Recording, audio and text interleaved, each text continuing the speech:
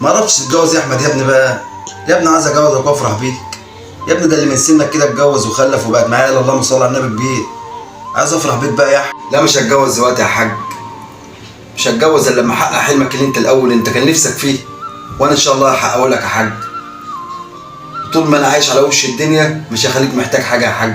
انت كتر خيرك يا حاج، انت تعبت فيه لحد ما كبرتني وعلمتني. مش عايز نال احقق لك انت حلمك يا حاج. مش هتجوز دلوقتي يا بايا الا لما احقق لك حلم. حلماش يا احمد يا ابني؟ مش انت حلمك يا باي ان انت عايز تطلع تحج؟ ياه والله يا احمد يا ابني فرحتني. كل ما بسمع السيره بتاع الحج دي بفرح وقلبي بقى طاير من الفرحه والله. والله يا ابني امنيه حياتي ان انا اطلع احج. امنيتك اتحققت يا باي وهتطلع تحج، بس بدعيلي. اتحقق كيف يا احمد يا ابني؟ وادعي لك كيف يا ابني؟ انا كل يوم بدعي لك يا ابني ان ربنا يصلح حالك ويوقف لك ولاد الحلال. مش قصدي حاجه يا حاج، ده انا قصدي ان انت تدعي لي وانت واقف عند الكعب يا حاج. تذكرة السفر هات يا حاج.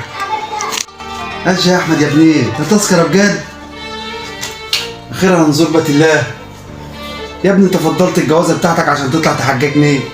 ربنا يزيدك يا احمد يا ابني، ربنا يزيدك كمان وكمان يا ابني. قد ما انت فرحتني يا ابني، والله والله يا ابني فرحتني. اللهم لك الحمد يا رب، اللهم لك الحمد.